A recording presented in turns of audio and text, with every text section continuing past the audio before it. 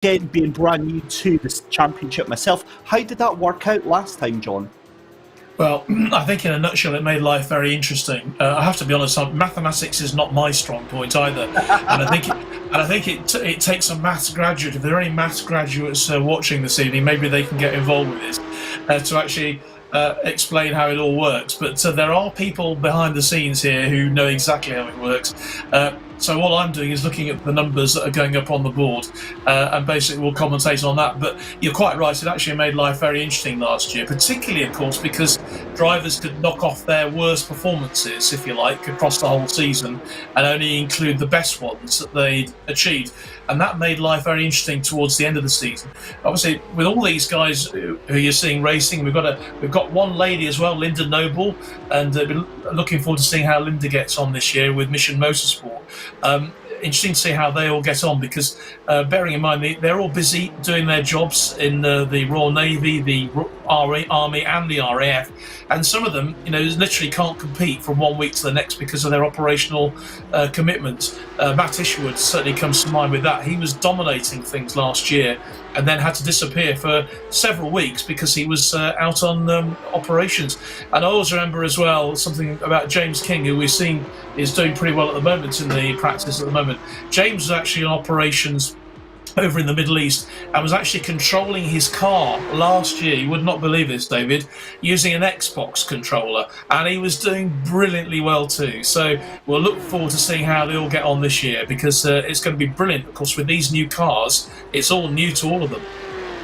Yeah, absolutely. And just on that note as well, it's a wonderful sentiment given the fact that it's not just the armed forces active members and retired members, it's also the wonderful veterans community that are selected and allowed to be part of this incredible event here. So it's great to see, and honestly it's such a privilege for myself and our broadcast team of Mike Yao behind the scenes to be part of this amazing event. But as you can see here, 3.5 minutes left to go, and again, just finishing on that performance index, because it is so crucial for our viewers at home to understand that. We'll do our best to bring you up to speed with that as the races go on. But again, looking at the times coming in just now, the wonderful thing about that is that it stops a driver running away with the championship, essentially, because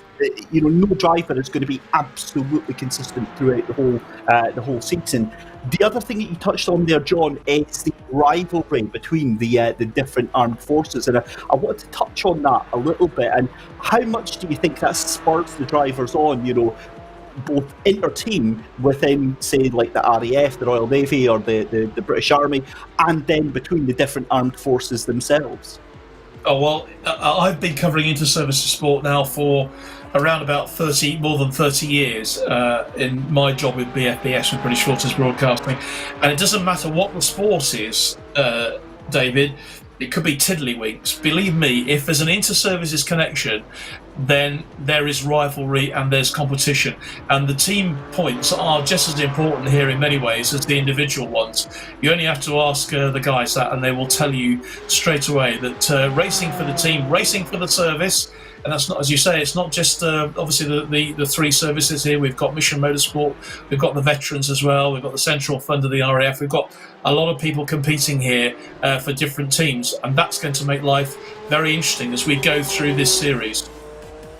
Yeah, I was just about to say that you give a person a badge and they will absolutely fight for that, and that is exactly what we've seen both in the previous season and in the season, no doubt, to come here. With a minute and a half left to go in qualifying, let's touch briefly then, John, on these two cars then. The 992 GT3, the Porsche Cup car, a very tricky monster to handle. No traction control, none of the modern things that a GT3 driver is used to in terms of creature comforts, but a wonderful experience nonetheless. Well, it will be, and as I say, that last year they were in MX-5s, which were in their own way were interesting beasts, because obviously they were also equally powered. But this year it's a different game altogether. I know the guys have been practicing for quite a few weeks now, and I think the first practices were a total disaster because I had no idea really just what they were playing with. But as you can see from the practice, they're all doing pretty well. It'll be so interesting to see how they get on once the racing starts, because when you get that extra adrenaline going and the racing, then we could be in for some fireworks, I think, in both the GT3 and GT4. Absolutely, and that is what we're going to have our fingers crossed for. Still Ryan Martin in the lead of qualifying just now for GT3s. It's then James King and Matty Chambers. That's your 1, 2, 3 just now in the GT3s. For GT4s, it is actually Craig Durant that is in the pole position for them just now. Adam Barron in second place. Luke Urbino in third place as well for the GT4s. And again, this is it. This is crunch time now. If you're not already on a lap, that is it. You have to get going now, and the spread very, very thin between all of the cars here. Just looking from P1 to P10, for example, you are looking at 8/10 of a second, John. So some incredibly close times there. Yeah, it's very tight indeed, but I think they're all sort of just making sure they stay on the track at the moment and they get themselves in a good starting position. And as I said before, bearing in mind that the winner of the first race will go down the field for the second, and I'm not sure if we're doing a sort of a tumble of the dice like we did last year to decide how many places you drop down. That's all maybe will emerge for the viewers to see when we run into the second race. But yeah, I'm so excited about the start because I think these starts are going to be just fascinating. Yeah, for sure. For just watching this, it is absolutely fascinating to watch how this is all unfolding just now. Ryan Martin, and again with that 1:20.31 as his as pole time there. I mean, looking all the way back, even to the GT4s. The GT4s, normally you think there's an absolute mile of difference between them, but 1:20.31 to 1:21.37, that's only 1 second of a difference there, John. It's nothing, is it? And I think, as I say, they're all just vying for position at the moment to make sure they have the best place they can on the grid. But it needs the mathematicians to work this one out, I think, as we wait for the start. Yeah, it certainly does. So Ryan Martin then taking pole position for the GT3s ahead of second place Matty Chambers. James King in third, Matthew Isherwood in fourth position, Chris Pawley in fifth, Chris Bolland in sixth position. On row 4, Craig Beasley alongside Chris Slater, and then it's Tom Stevens with Ollie Waynes in 9th and 10th position. Right at the back there, row 6, you can see Stu Etick and Chris Darnell as well, with Dan Berris and Chris Allen alongside in 13th and 14th position.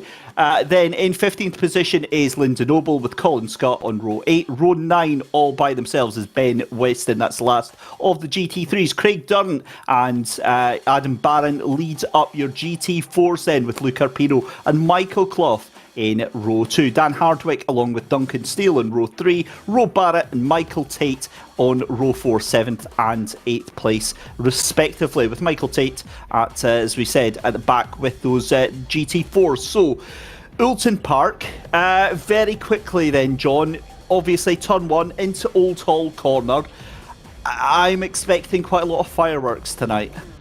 Yes, me too. And bearing in mind that these drivers are new to these cars, it's different in practice, different in rehearsals, different in qualifying. When they get racing, suddenly that adrenaline goes. I'm sure we're gonna see maybe a few people coming off. Hopefully not, because we'd like a nice clean start, wouldn't we, to the new series? But I suspect we're going to see some interesting moments, as basically the drivers need to settle down, because obviously their tyres will be cold as well, so we've got to work that into the plans too. So anyone who goes off too quickly, goes off too smartly, they could end up in trouble. Yeah, they certainly could. So 2 minutes of start-up time. That's the last couple of minutes for the drivers to get themselves onto the grid and get themselves all sorted out here. A very warm welcome if you have just joined us on the YouTube channel or on Facebook. Please make sure to hit that like button and that subscribe button, and just watching the cars at the front there. So John, obviously with the race away to get underway in the pace car, starting to lead them round. Is there any names from your experience that you think we should be watching out for tonight? Well, certainly the likes of James King. I mentioned James controlling things on an Xbox controller last year. Matt Isherwood as well. Look out as well for Chris Slater. Ollie Waynes. There have been some real battles between those two over the last competition, last championship. Chris Boland as well, and also Chris Darnell as well, and Stu Eatock. Darren Berris, a brilliant driver in the real, and he came on really strongly at the end of last season as well. So Craig Durrant as well. There's a lot of drivers there who on their day can do really well. Michael Clough as well. He can, on his day he can do well, but keep a close eye out on the likes of Chambers and King and Matty Isherwood as well. They are serious drivers.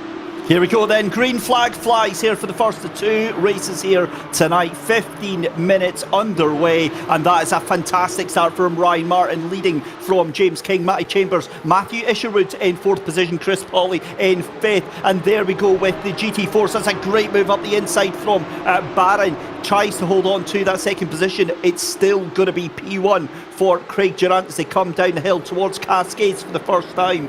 Back with your GT3s then, they take that sweeping right-hander at this island bend configuration, and look at the gap already for Ryan Martin, 2/10 of a second over James King, who's already made his way up into second place. And John, within half a lap, he's already made your predictions come true. James King on an absolute charge here. Yeah, he's flying. But I have to say, congratulations to all the drivers who've made such a great, clean start to this championship in these new cars. As I say, they're not used to competing in cars with this extra amount of power, and they've all done extremely well. But yeah, King and Martin already, but good to see Martin doing so well, and Matt Isherwood as well. He's moved himself up as well to third place, hasn't he? So it's going to be very interesting indeed.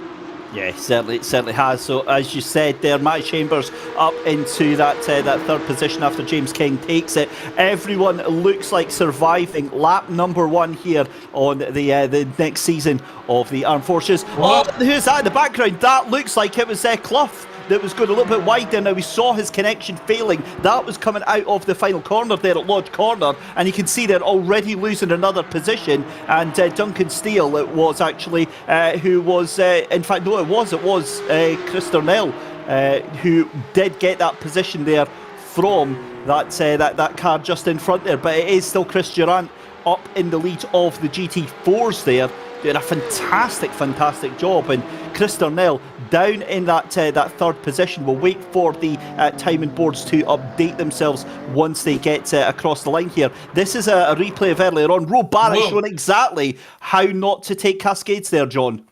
Yeah, he rather overcooked it, didn't he? Maybe his tyres are still a bit cold, but he's obviously got to work his way back into the race. But this is a big learning curve today for all these drivers, as I said, with these cars on this track. I mean, they're not used to the power of these Porsches that they had last year with the Mazdas. But yeah, it's good to see, Martin and King there, 1 and 2, and then Durrant and Barron leading the GT4s. But a long way to go yet there is in this race, David. Oh, what's happened to Chris Slater? I just noticed him going off track there. He's dropped all the way down from 8th position all the way to 13th. So a big problem for Chris Slater. We'll get a replay of that in just a couple of minutes' time. A very good evening as well to James Dempsey, who is out in force giving some support, I'm going to presume, to Ryan Martin. All we've seen was good luck Ryan there, as we see Craig Beasley. Now I'm going to presume that was off in the background. We saw Chris Slater into the gravel there at Lodge Corner. It looked like Chris, yeah. Oh, that's not what you want to see, John. And again, I know you're saying, obviously coming from the MX-5s, they're not used to this, to the change in power.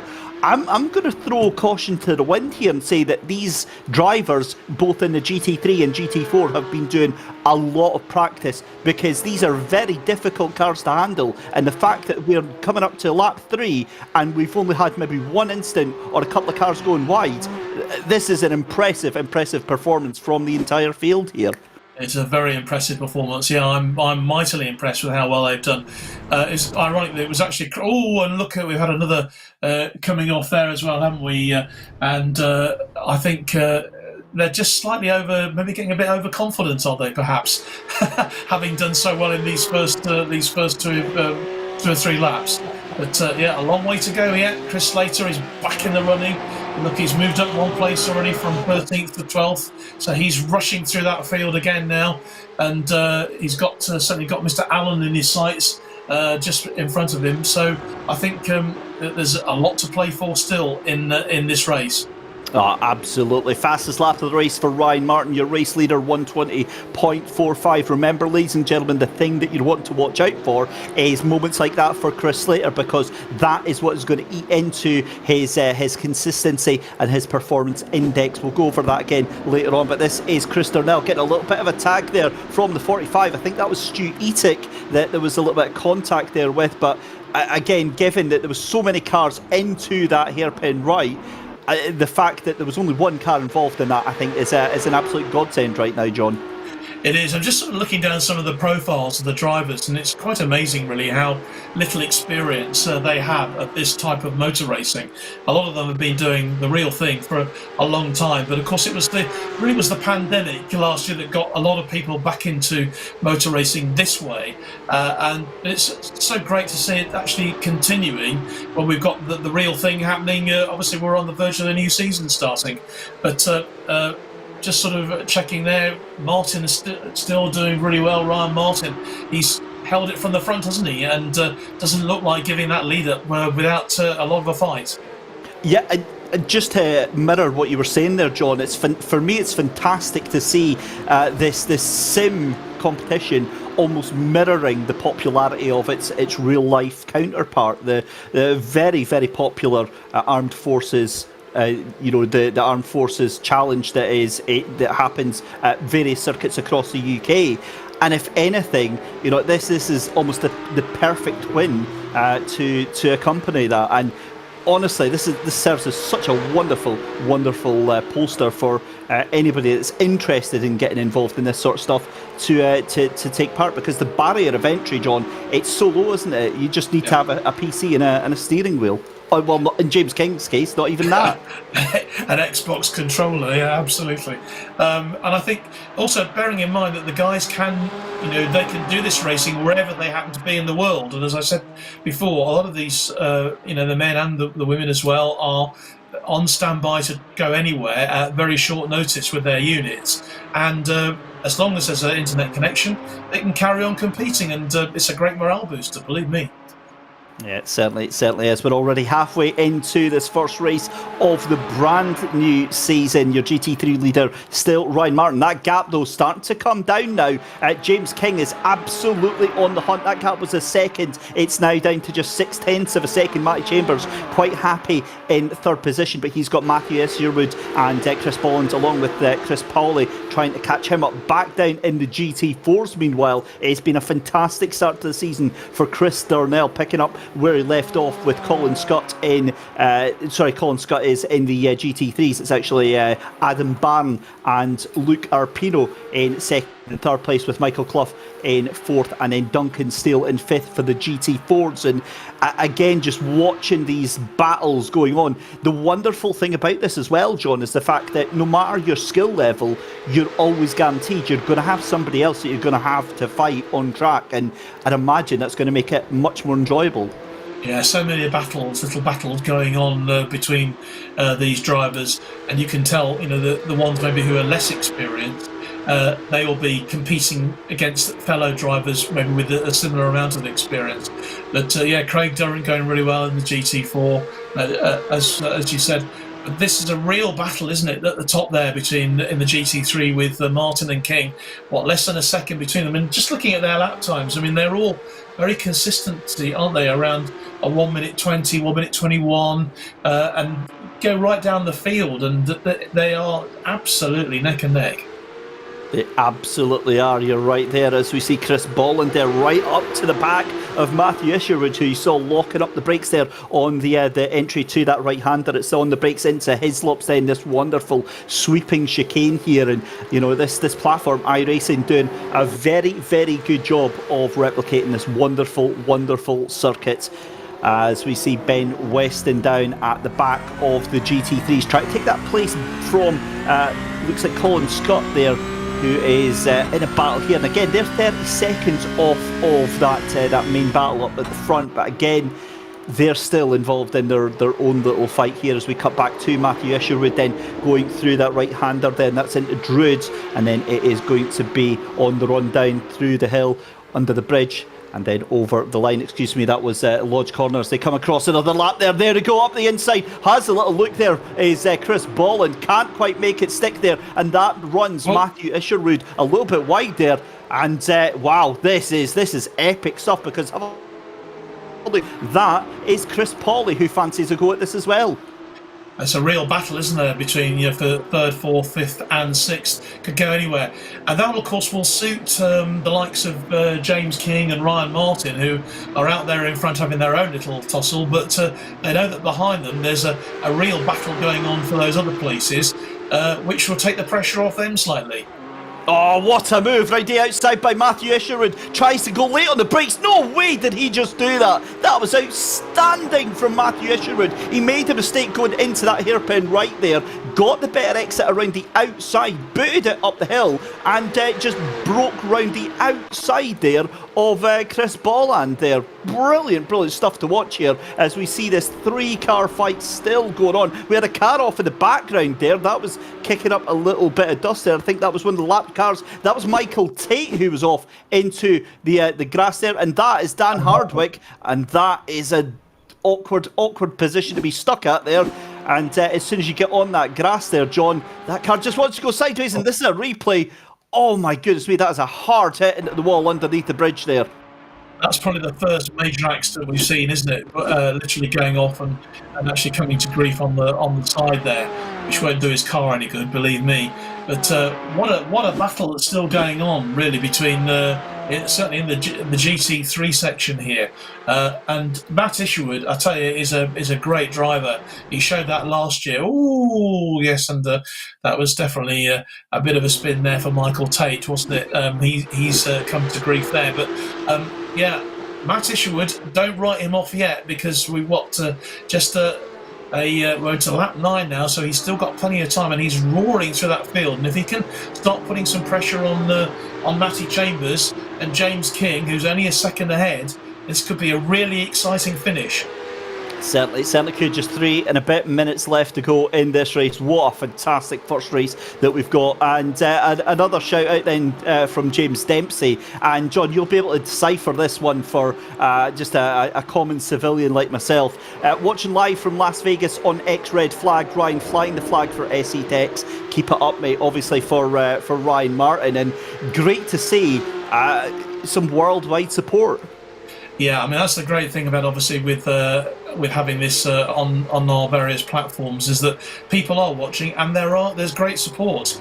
You know, we've got some real life boxing coming up on Thursday night on board HMS Queen Elizabeth. That's going to be a 3-way fight between the Army, Navy and the RAF, and believe me, we'll have a huge following for that as well.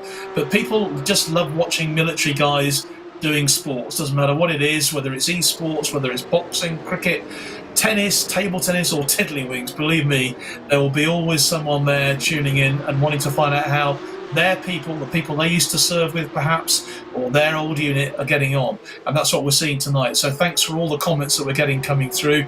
Keep them coming, keep supporting, because it means a lot to the guys. Absolutely does. 2 minutes left to go underneath in this first race of the brand new season as we cut back to Stu Etick here. Now, he did have a bit of a moment there. The clue was on the live time and he showed us an off track, but the clue is also the fact that he no longer has a bonnet on the front of that car. And Stu Etick's Porsche 992 Cup car, I think we buy any car are going to have some questions for him at the end of this race here. John, that looks like a heavy hit on the front of that car. Yeah, I don't think people will be kazooing that one, will they, in a hurry? Other manufacturers and other dealerships, of course, are available, we should say. But this gap has now increased at the top. Ryan Martin's now 1.1 seconds ahead of James King in the GT3, and there's a 5-second gap now between Chris Durrant and Mr. Barron in the GT4, so that's looking a bit of a wider gap. 5 seconds is, at this stage in a race, is actually quite a lot, isn't it? It absolutely is, and it comes on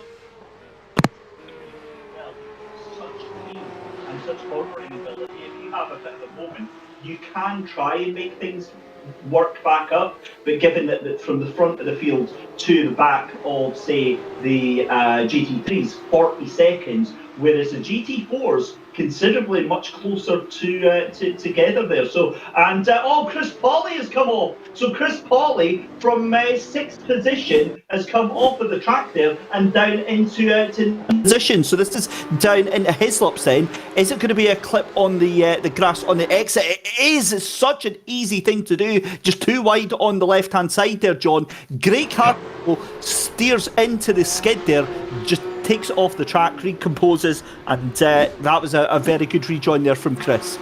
Yeah, he recovered that very well, didn't he? But it just goes to show that these cars, there is no room for any sort of error, really. You've got to be on the money the whole time. Otherwise, the car will be very unforgiving. These Porsches are very unforgiving, as we're seeing. But it's still very exciting towards the end. Matt Isherwood is in 4th place, but he's not been able to close the gap, has he, on Matt Chambers? In fact, he has. Yeah, well, there was a bit of a swap there. Matty Chambers still in 3rd place, and Matt Isherwood has dropped now down to 5th place, with Chris Boland making a challenge as well, as we're heading into the last few moments of this race. Yeah, it certainly is. So the leader then halfway through this final lap, and you can see Isherwood just pushing a little bit too hard. Maybe I've got no doubt that those puffs of smoke that we saw would have been from him. That means that Matty Chambers takes that 3rd position just now, and we've just got a quarter of a lap left to go for your race leader, Ryan Martin, just about to take the checkered flag for this first race here. We've got lap traffic that is getting taken over at the moment, but here we go then through the final corner then for Ryan Martin. It's been a lights to flag finish, an amazing performance for RAF Central Fund GT3, and it's a win for Ryan Martin. James King gets an excellent 2nd place there. Matty Chambers in 3rd. Chris Boland's going to finish in 4th position. Matthew Isherwood in 5th. Tom Stevens in 6th. Craig Beasley in 7th. Ollie Waynes in 8th position. Chris Slater, after that earlier accident there, gets back on, gets a good finish there in 9th position, and Chris Pauly comes across the line in 11th. In 10th position. Dan Berris in 11th. Chris Darnell in 12th, and we have got a long way back to the rest of the finishers here. So, John, an amazing first race here, and I'm sorry, I refuse to believe that these guys and girls have not been putting in many hours of practice. That was stunning. Well, maybe we'll find out in the after race interviews that we do with Ryan and James and Matty in a few minutes' time, if we are able to get to talk to them. But I'm highly impressed. These guys have done extremely well, and there have been no sort of major comings together really. A couple of nudges I think we had, but nothing that I was expecting. I was expecting mayhem, to be honest. I was expecting carnage on that first lap. It never materialised. We just had a really close race. So congratulations to all the winners. Craig Durrant obviously coming in there as the top driver in the GT4, with Barron in 2nd place, Alpino in 3rd place, and Michael Clough. He recovered well, didn't he? Because he had a bit of a disaster to start with, but he came back to finish 4th there in the GT4. Yeah, and could have easily challenged Luke for that 3rd position. And John, just to catch you on that comment there about what a drama-free race that was. Absolutely, and that's one of the key points why I say that I know for a fact there's a lot of practice gone in here. So I do a lot of commentary over a lot of different platforms and a lot of different communities. This by far has been one of the cleanest starts to a season I think I've ever seen. So that just for me shows exactly the level of determination and the seriousness in which all of these drivers have been taking it. Here we go then with the GT4 results then. Craig Durant taking the win from Adam Barron. Luke Arpino in third position, with Michael Clough finishing in fourth position. Duncan Steele goes a lap down to finish in fifth, along with Roe Barrett in sixth after a couple of excursions finding the track limits here at Oulton Park. Michael Tate in seventh position, with Dan Hardwick rounding out the field in eighth position, 5 laps down. Going on to your your GT3 class then, Ryan Martin taking that win, but it could have been so very close with James King in second place. The second race may be very different with the random grid that we get. Matty Chambers finishes on the bottom step of the podium in third position. Chris Bolland in fourth. Matthew Isherwood in fifth. Tom Stevens in sixth. Craig Beasley in seventh. Ollie Waynes in eighth position. Chris Slater in ninth. Chris Pawley in 10th. Dan Berris in 11th. Chris Darnell in 12th. Chris Allen in 13th. Stu Etick in 14th. Lyndon Oble in P15. Colin Scott in 16th position. And Ben Weston in P17. So there we go. Well, that was an amazing outing. Let's have a look then how many cars we're going to have reversed for our reverse grid then as we spin the wheel here, John. 6 cars. It's a top 6 reverse grid. So by my reckoning, that puts the number 89 car of Tom Stevens into pole position.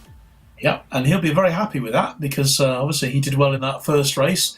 If he's got a pole position, it'll be a question of how well he can use it. But this spin of the wheel makes it very, very interesting for the second race. And anyone who's watching for the first time is probably wondering what on earth that's all about. But I can tell you, it makes for the racing very, very interesting for the second race. But you always find the cream comes to the top, don't you, David? And we will probably see some of those top drivers, maybe the ones who've had the most practice. They'll be the ones who we'll see doing best in the second race as well.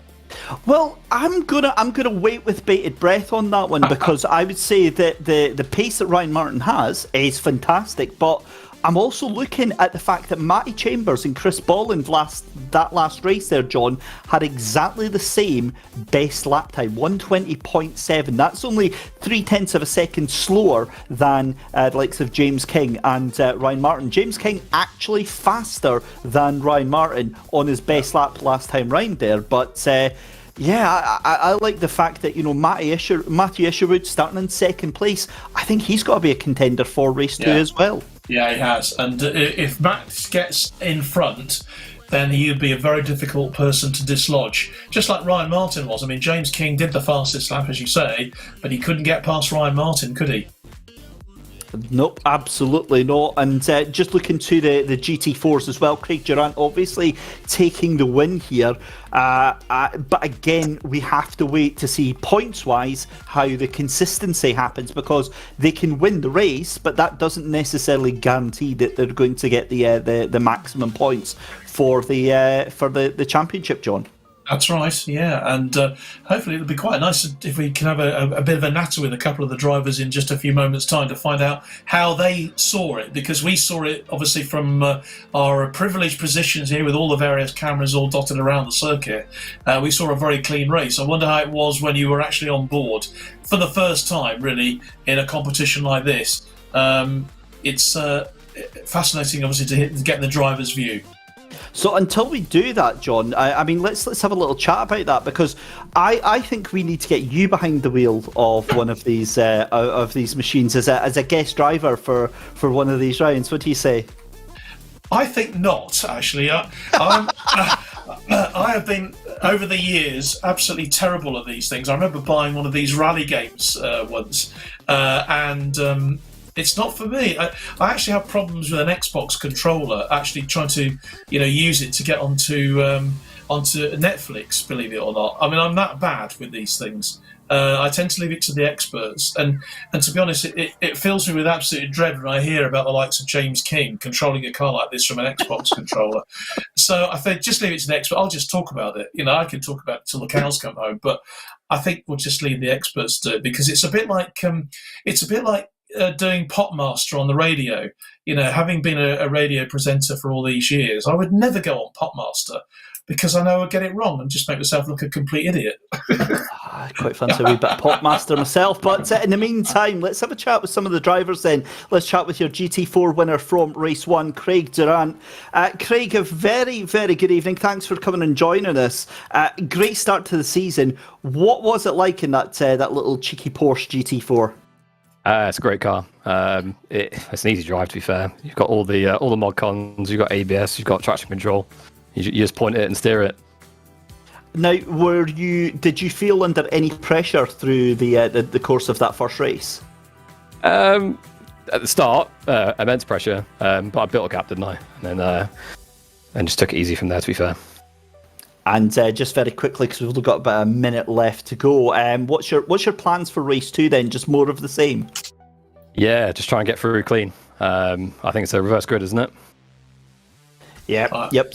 Sorry, on you go, John. No, I was going to say, I quite agree with you, Craig. I mean, once you've got a system in place, stick with it, because clearly it works. And we were just saying, actually, about how much practice people have done. How about you? Have you been able to do a lot of practice on these new cars before we've got into the race season? A little bit. I haven't run any races, but I've jumped on the couple of practice sessions we've done, and I had a couple of hours on my own, but not much, to be fair. Well, whatever you've done, it's quality as opposed to quantity, Craig. So congratulations on that win. Yeah, thank you. Awesome stuff, Craig. Thanks for joining us, and we'll let you get back to the grid for preparations. We've just got time to sneak in a cheeky little interview with your race winner then, Ryan Martin. Ryan, I mean, that was an epic race, but you must have been watching your mirrors there. Yeah, it was. James was pretty close the whole way around, and thankfully I didn't crack under the pressure. I was able just to stay consistent, do the laps that I needed to do, and not make any mistakes. That's the main thing. And one thing that John was asking, how much practice have you been able to fit in for the season? I've done a fair few laps. I wouldn't say an excessive amount. I've joined different lobbies that I've been racing here and just been using the same car. So yeah, like a fair amount. It's all about preparation, isn't it? So if you want a good result, you've got to prepare. So yeah. Ryan, Craig likes the new Porsche. Do you like the new Porsche? Not when I first started driving it. I thought it was one of the worst cars I'd ever driven on a sim in my life. But once you get used to it and understand how to drive it, it certainly becomes more enjoyable. So now I'm having fun with it, and long may that continue. Hopefully it doesn't bite me at any point, and then my relationship with it will probably turn a bit sour when that happens. Well, I think it's right to say that David and I were kind of expecting a few little fireworks at the beginning of that first race. It was such a clean start and basically such a clean race, so congratulations to all of you. But you led the way, and you must be very confident then you can maybe produce that in the second race. With the reverse grid, I don't know how it's going to go. Hopefully I'm able to make up some more positions, because myself and James pulled away from the pack and we got a bit of a gap, so hopefully in the second race be able to catch the guys at the front, cleanly overtake them, and maybe get another podium. Hopefully, that's the aim. Well, good luck for that second race. Thank you very much. And Ryan, just before we let you go, just on that note then, you've obviously got to get your way past James King, past Matt Chambers, past Chris Bolland, and I'm pretty sure they're going to be making their 992 Cup cars as wide as double-decker buses. Have you got any top secret strategies that you're going to be deploying here in race 2? Any top secret? Oh, I don't know. You know, one Scot to another. It's just us here. You know, never mind about the couple of hundred watching on stream. Or all the other drivers.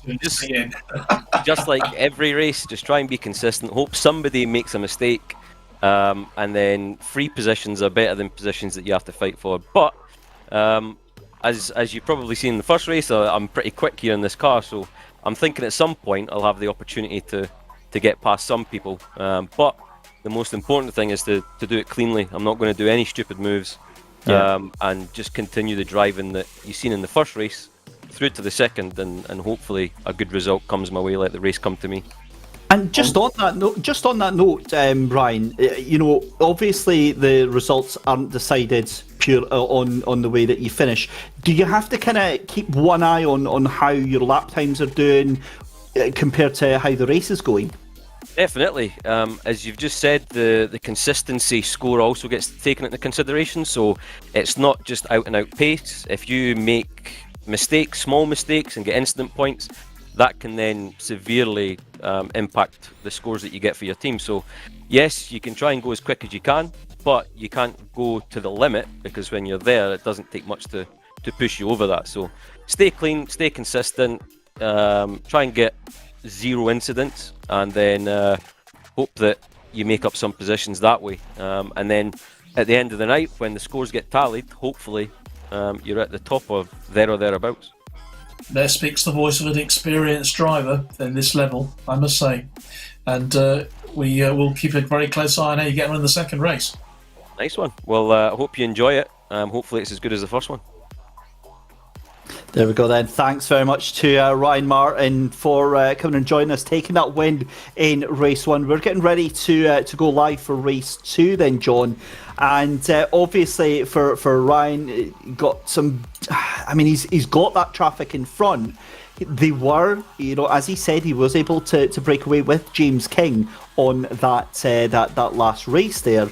But, I mean, do we think it's going to be the same in race 2, or are things going to be a little more difficult for him?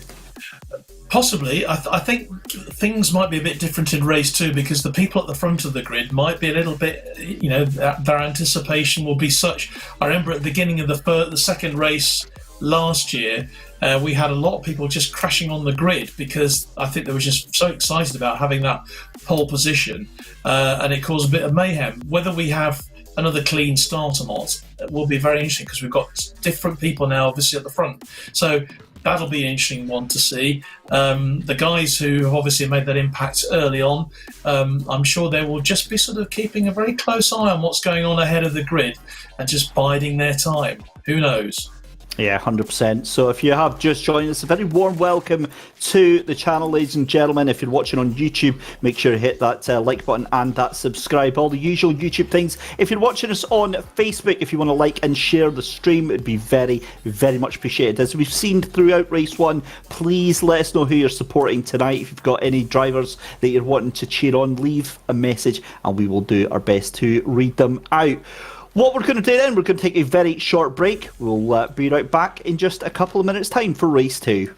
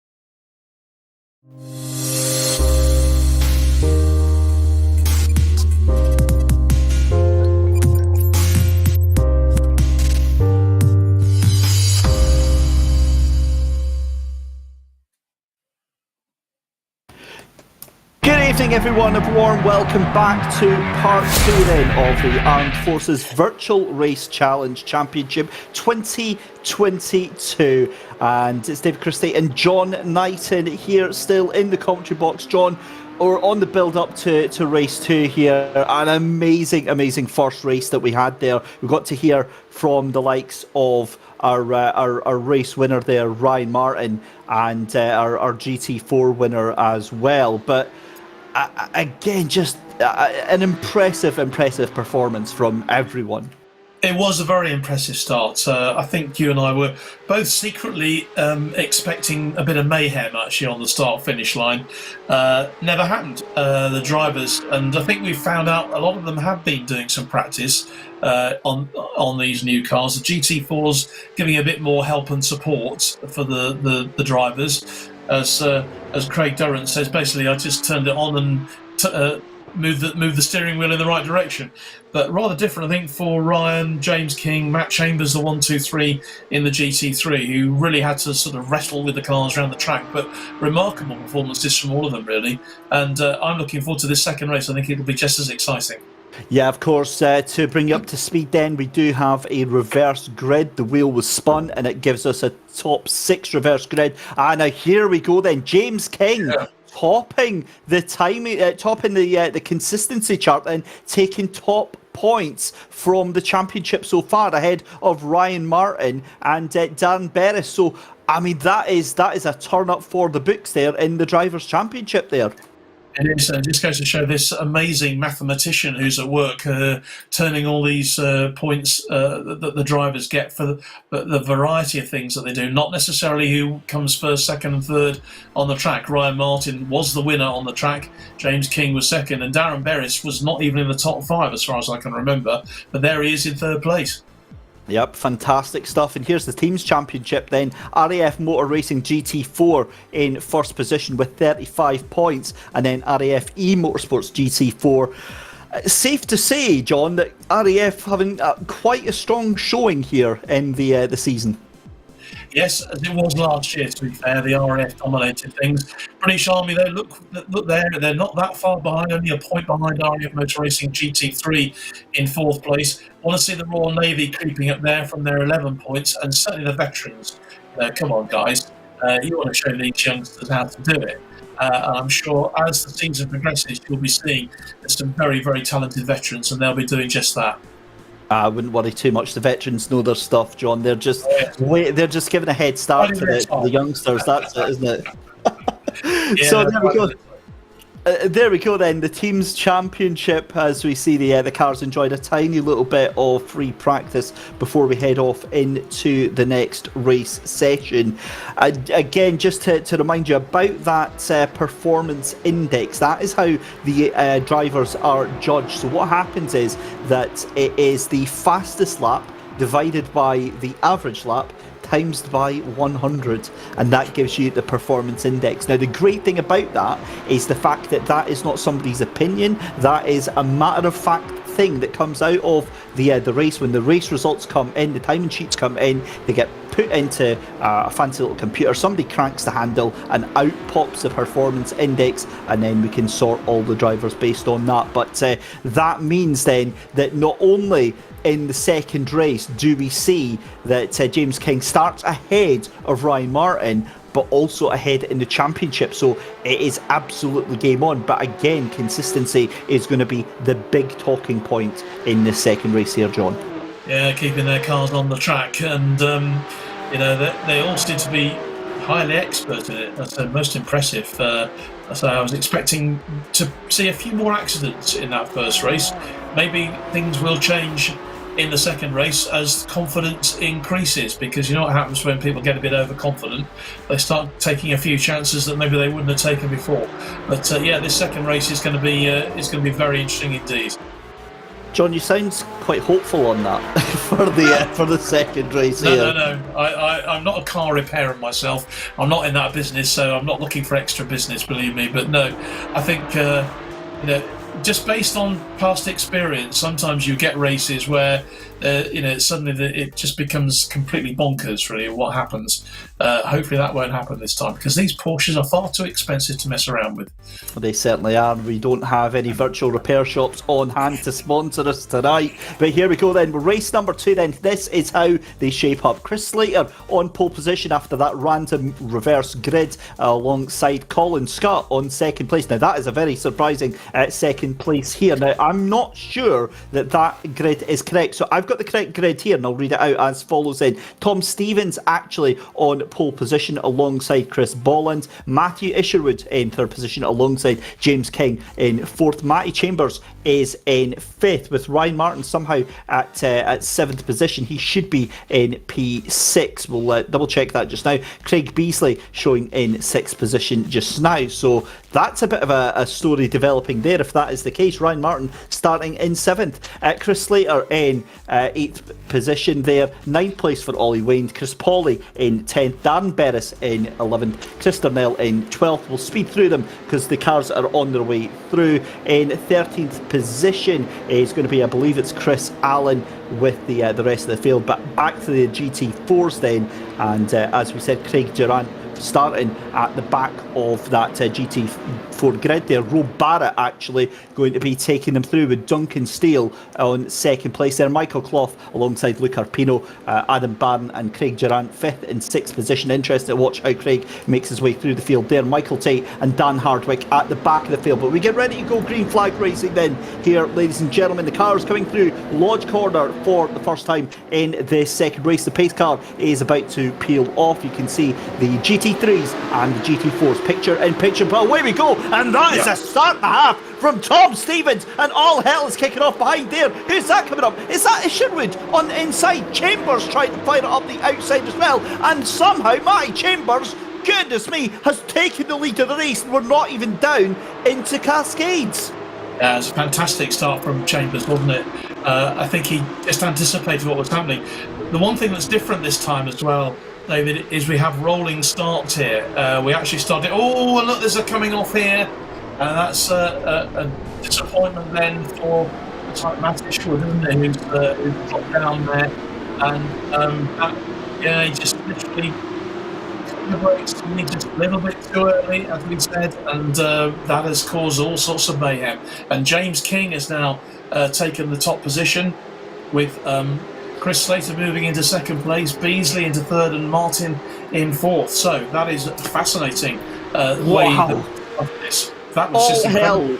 All hell is kicking off right now. So Matty Chambers has left stage right.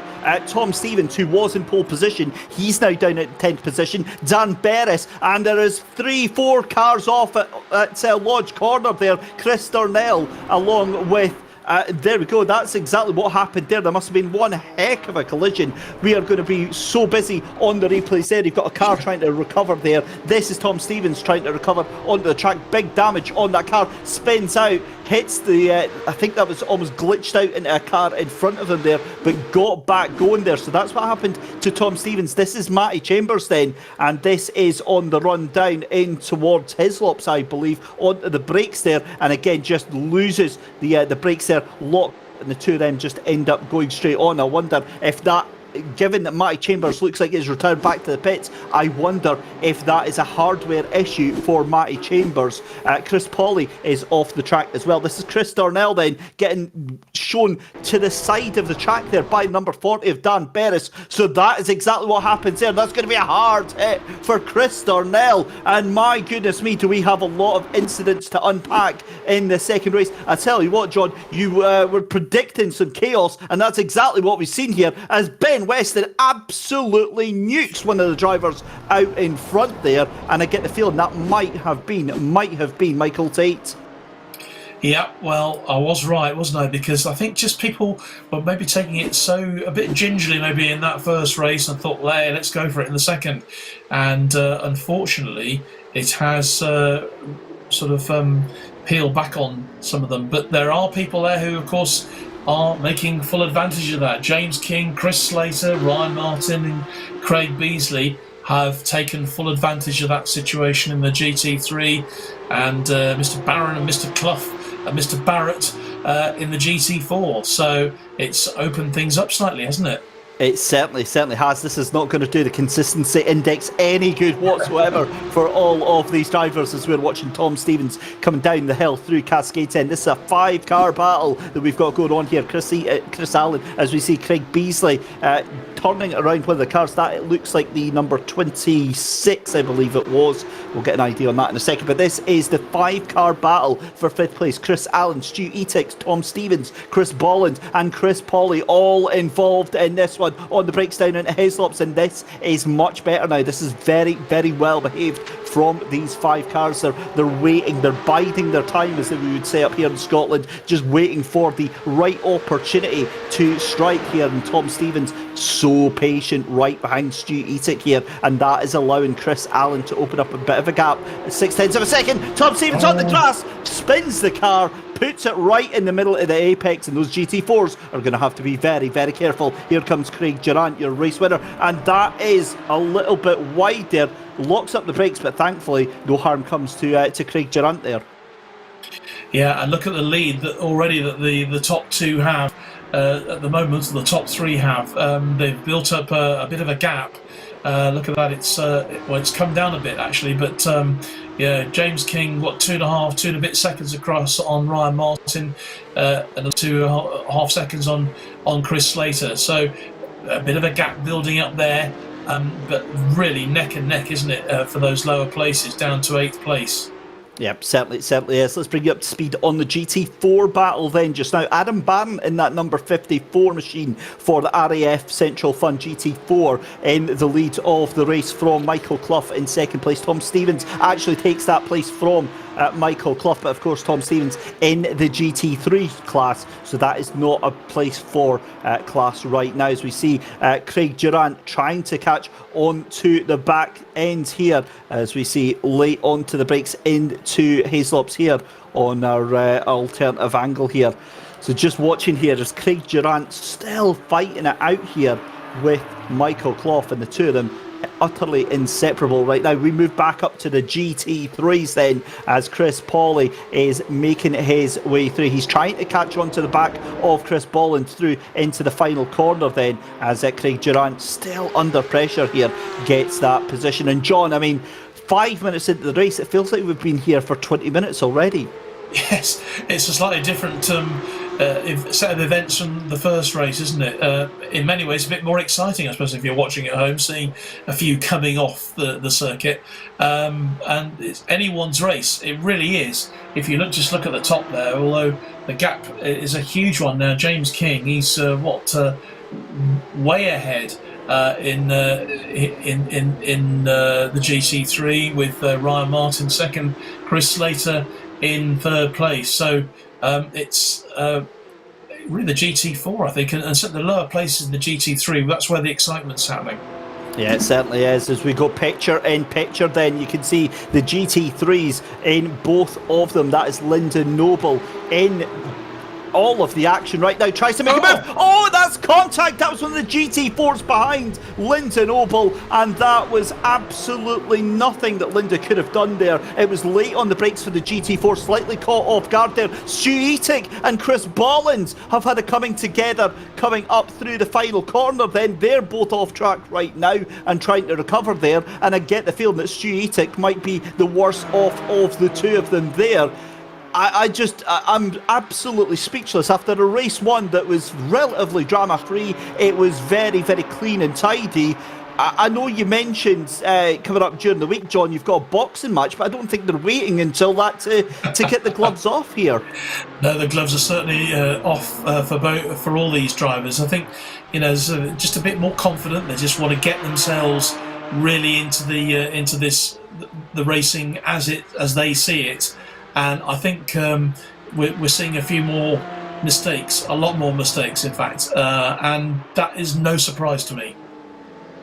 I've got to be honest, I'm absolutely loving it. I love good, fair, clean racing as much as I love to see drivers absolutely knocking 10 bells out of each other, as long as it's completely above board, you understand. But we certainly are having that with 8 minutes gone in this second race of our first round of the championship, and we have been given everything tonight. We've seen dominant performances from Ryan Martin and from Craig Durrant. We're not getting much of that tonight now, though, in the second race, because those two haven't worked for their supper, given that Ryan Martin 2.5 seconds ahead of James King, and James King absolutely ramping up the pace. But Ryan Martin is, on paper, the faster of the two of them in this second race. We'll see how that one pans out in terms of the performance index. But this is Chris Allen, again caught up in that earlier accident with I believe it was Chris Bollins that we saw on the replay there, but making his way back through as we see Michael Clough going one way then the other. This is the battle for the GT4 lead then, into turn number 1 then, with just 6 minutes left to go. The race out onto the grass then, and that is Durrant trying to get through there, and Clough gets going again and gets to try and catch up onto the back there of Adam Barron, but stuck in between a rock and a hard place here, John. Some great shots, aren't there? Close-up shots of the battle between Clough and Durrant there, because Craig Durrant's really pushing, trying to get past Michael Clough, but he keeps closing the door and shutting him out. So good driving from Michael Clough to hold off Craig Durrant at the moment, and how long he can keep that up, well, who knows? We'll wait and see. We're still on board with Michael here and the shots. Of course, he's got Barron in front of him as well, so he's kind of trying to get past one man and facing the battle to keep another one out. So that's interesting driving from him.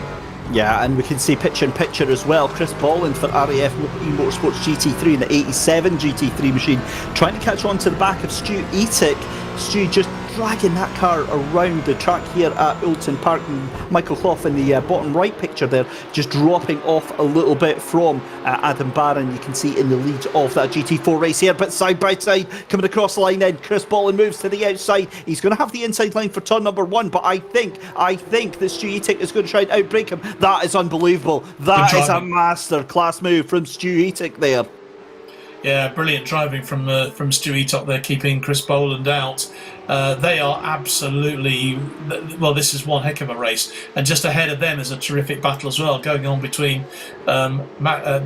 Scott and Stevens as well. Very, very close. Back with Colin Scott here, and you can see just behind him he's got Darren Berris in his mirrors as well. He's in the middle of that sandwich, isn't he? But what a battle that is between Scott and Stevens as well. They are absolutely neck and neck.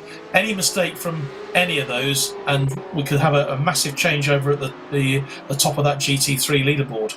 Oh wow, but back to the GT4s though, and you saw there that Clough was caught off guard by Chris Durrant there, and thankfully again goes round the outside and just gets the power back on. Chris Allen has come into some sort of problems at the final corner. He's back on track though, and let's have a little look here. Chris Allen fires up the inside, just locks up the brakes there straight into the gravel, and again, such an easy mistake to make there, but again going to cost him quite a lot of time. Back to the GT3s then, as Colin Scott has now got Chris Bolland all over the tail end of him here, and also watching that GT4 battle kicking off as well, as Craig Durrant moves up the inside there into the final corner there, tries to get, I mean, John, he's literally throwing everything but the kitchen sink at Michael Clough, and Clough just doing an amazing defensive job here. Yeah, it's a brilliant defensive job from Michael Clough, and Craig is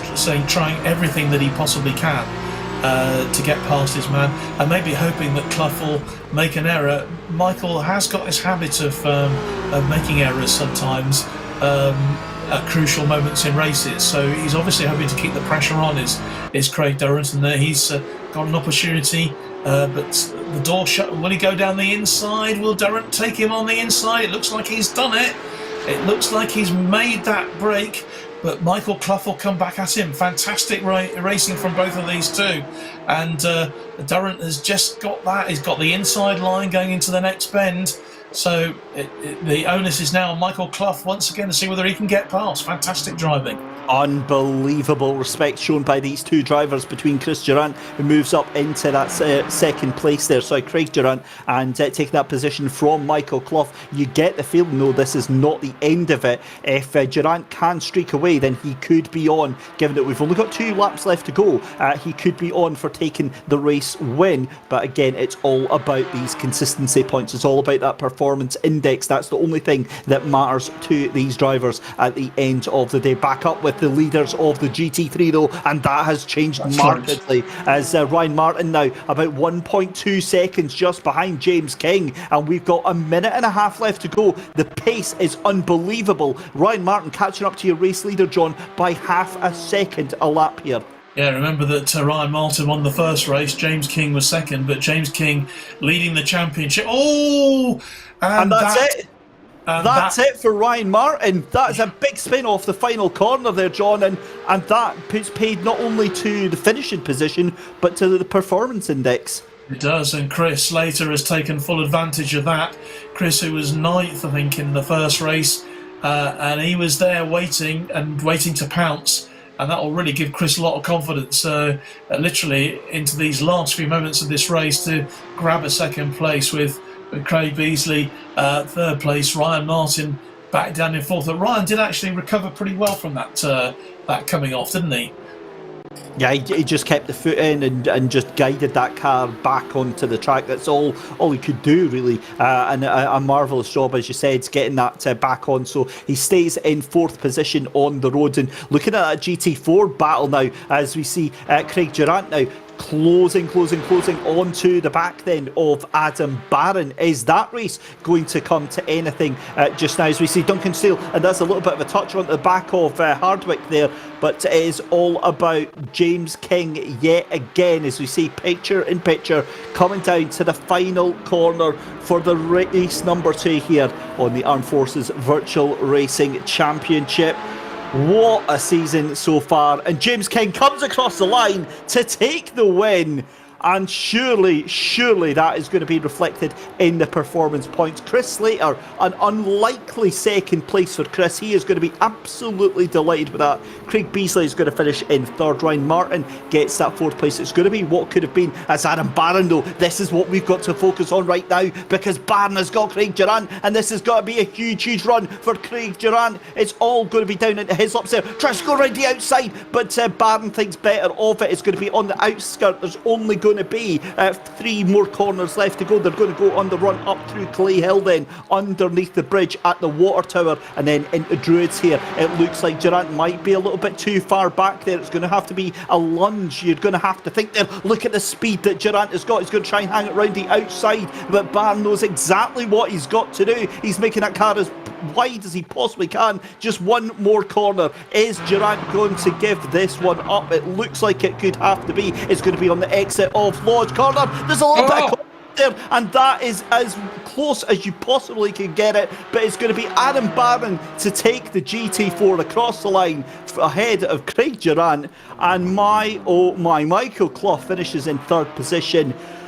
Oh my goodness me, John, that was, I tell you what, if race 1 was controlled and steady, race 2 was manic. Well, great commentary there, David, and that really was so exciting, wasn't it?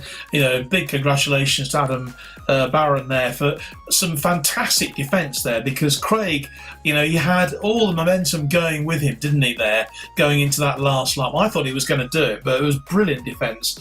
And Michael Clough as well did really well with the 3rd place there. James King, what a day he's had. A fantastic day for him. A second in the first race, winning the second race there, and that will surely give him a really good lead in the championship with the index, because he hardly put a foot wrong in that race. And as you say, Chris Slater delighted, I'm sure, to have recovered somewhat for that second place in that second race too. And Craig Beasley, brilliant 3rd place for him. Yeah, it's going to be a very, very exciting championship, David. It really is. What an awesome season that we have got lined up for us, I tell you. The thing is that I can't believe somehow we've already come to the end of our first night before we go and do the interviews. But here we go then, confirmation then of your GT4 results. Then remember, this is the race results. This is not going to be championship points directly. We'll update you there on them in just a couple of minutes' time. But Adam Barron taking the win across the line, only just ahead of Craig Durant. He was made to work for it all the way through towards the end there. Michael Clough finishes in third position, and then Dan Hardwick in fourth. Roe Barrett in fifth. Duncan Steele in sixth position, and seventh place for Luke Arpino. At the back is Michael Tate. So it's congratulations again to Adam Barron and to RAF Central Fund GT4. Moving on to the GT3s, it's a win for James King on the road. Again, it was a very, very closely fought affair, but contacts between him and Ryan Martin, and it was Ryan Martin that lost out, getting sent down to fourth position.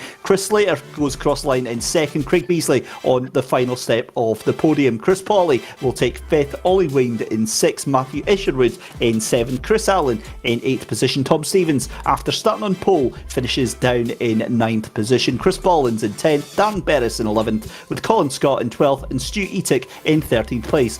Ben Weston and Lyndon Noble in 14th and 15th place, with Chris Darnell finishing 10 laps down and Matty Chambers finishing 11 laps down.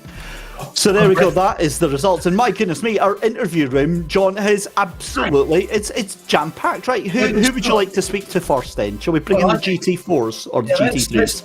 Let's talk to the GT4 guys first, shall we? Because I think that was such an exciting race. Adam Barron, I think, is on the line there, isn't he? Waiting to talk to us. Let's bring in Adam then.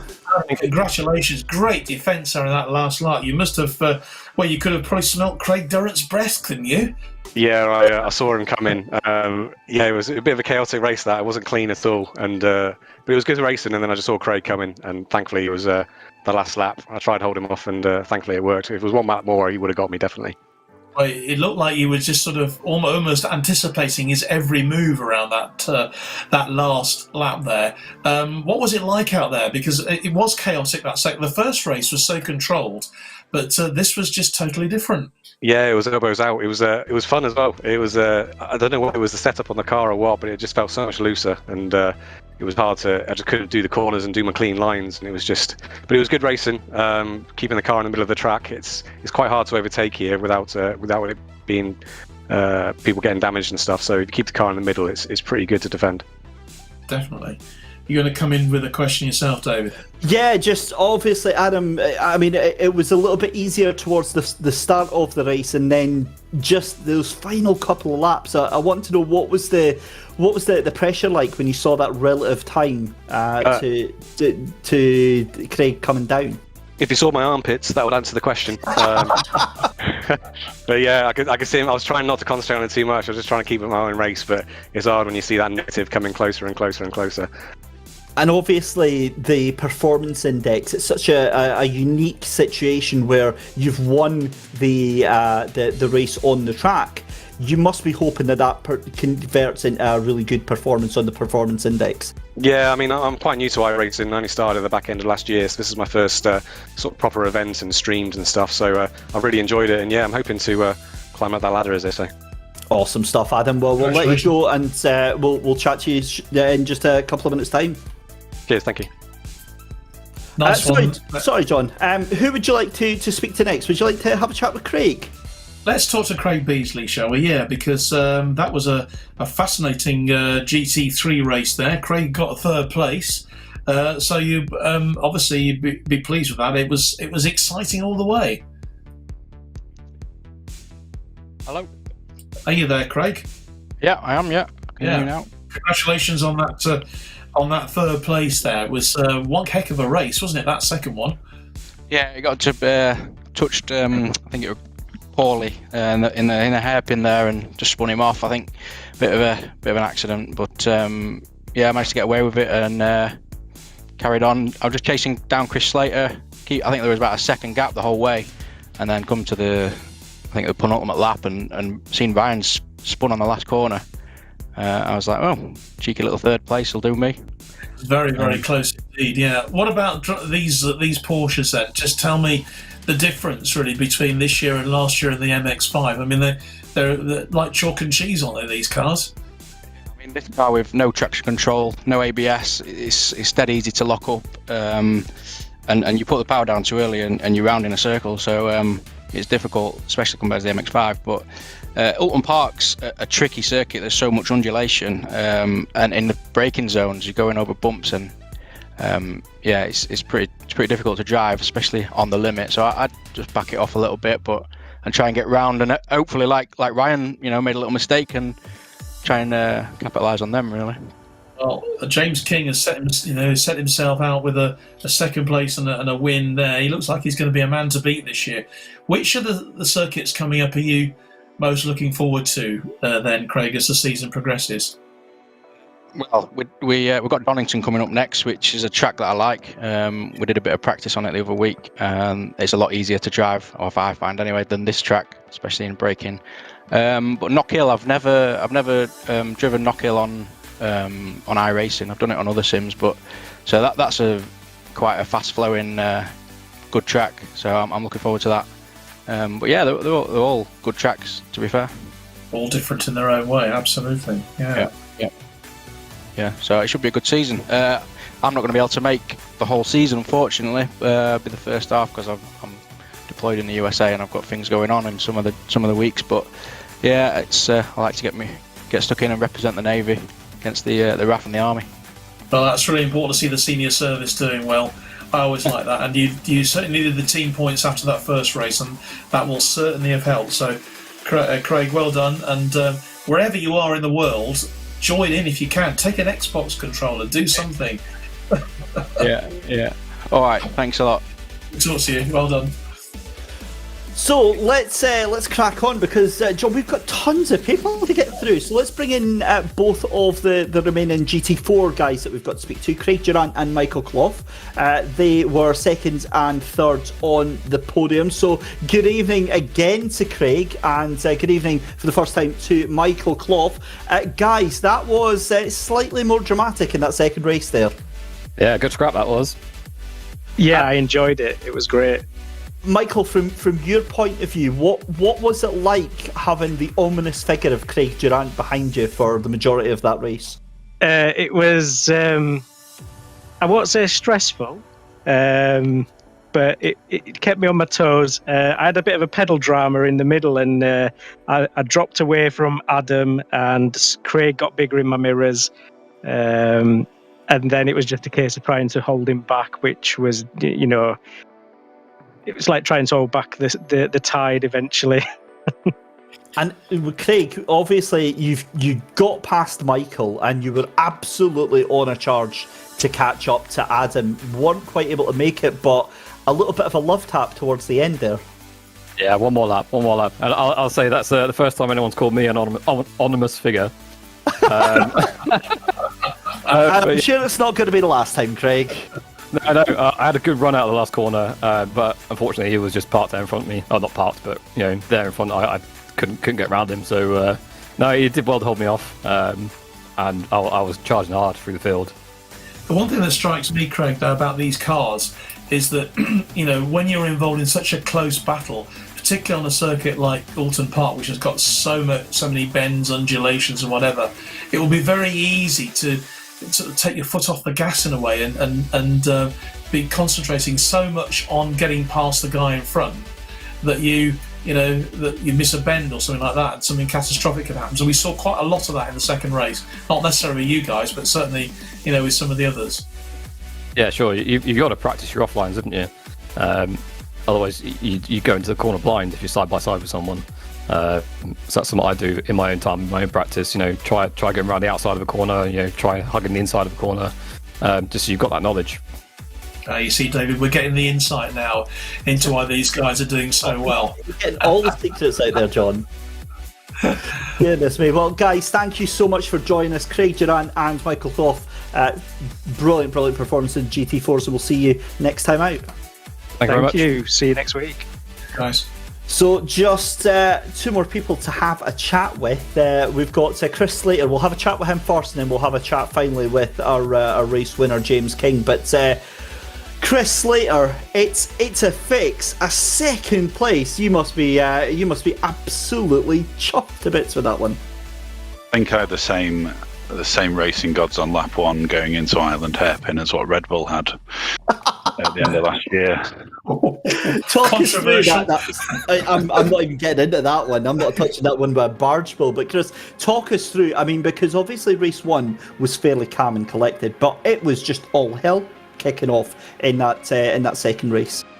Yeah, I think the start line wasn't as clean as the first race, but these cars are so on the edge, especially when they've got cold tyres, and just going into the island hairpin, just literally trying to find a bit of space. And I saw the smoke ahead, which that was probably 2 rows ahead. I think it was P7 or P8, and I was like, well, I just need to get to the inside. So luckily, centrifugal force goes outside, so if you can get to the inside cleanly, then you've got a bit of space. But yeah, somehow I went from either 7th or 8th to 2nd.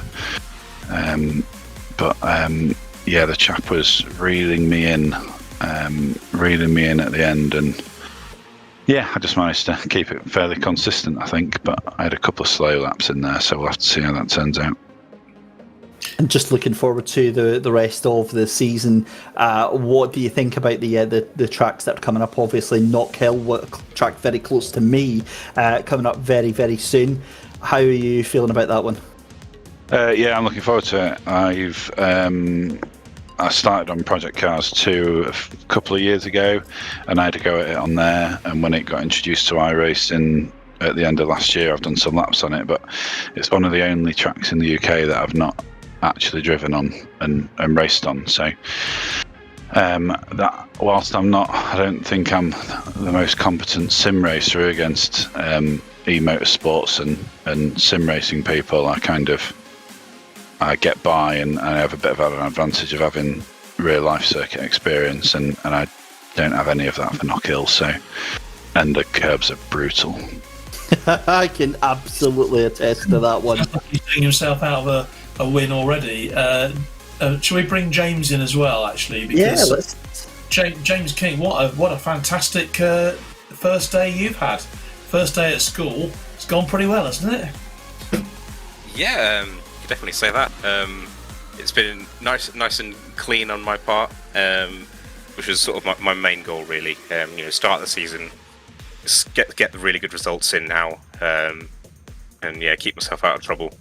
Not the easiest thing in the world to do, especially in these cars, which are a bit more lively than what I'm used to driving. But yeah, it's been a really good day. I have to ask you, you spent quite a lot of last season driving with an Xbox controller. Have you upgraded your system this year? Yes, yeah, I'm on a full direct drive rig with a nice ultra wide monitor and other fancy things. So yeah, definitely a step up from my hardware last year. Well, of course, you were deployed for quite a lot of last season, and I think it was quite remarkable how well you were doing. I think you certainly got the first set of 25 points on the championship, James, and that win there is not going to do you any harm at all in the second race. The new Porsche, good car, happy to be driving it. Bit of a challenge, isn't it? Absolutely. I mean, my personal preference for cars in sim racing is either touring cars or prototypes. A bit of a difference. This is somewhere in the middle. But yeah, the cup cars haven't really been my forte in the past. But now I'm starting to get my hands on it and get my head around how it drives. Fingers crossed I can keep this going for the rest of the season. Well, you're certainly going to be the man to beat, and I think, David, you'll probably be agreeing with that because we've seen some pretty masterful driving today.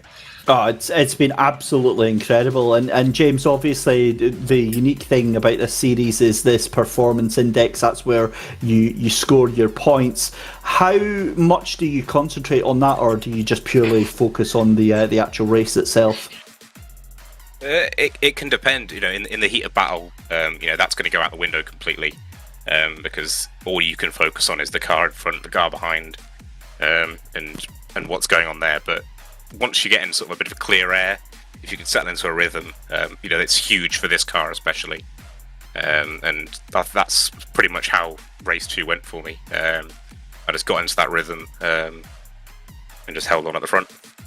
Well, awesome to hear from you, James. Congratulations on a stunning set of performances tonight, and we look forward to seeing you next week out at Donington Park. Awesome. Thank you very much. So there we go then. John, an amazing night. A huge thank you to James King, to Chris Slater, to all of our interviewees tonight. But we started at Oulton, we move on next week to Donington. More of the same, please. Yeah, it's going to be a very different sort of race, isn't it? I mean, Donington Park, perhaps a track that a lot of the drivers will prefer because there's not quite so much in the way of the bends and the undulation, but Donington certainly has its challenges, and I think we may see some of the other drivers coming to the fore there, and that'll be interesting because I think what we want is a really close championship, don't we? We don't want to see one driver just zooming ahead literally and leaving everyone else. We want, as last year we had such a tight competition, and so the more of that the better. Certainly is. A huge thank you then to the team behind the scenes at RAFE Motorsports for having us on board. I've been David Christie, and alongside me has been John Knighton. A huge thank you to Mike Yao in the commentary booth and the broadcast booth, bringing you all the beautiful pictures. But ladies and gentlemen, please join us next week at the same time. We will be back at Donington Park, the national variation, for round 2 of the Armed Forces Virtual Racing Championship. On behalf of us both, have a wonderful night, and we'll see you next week.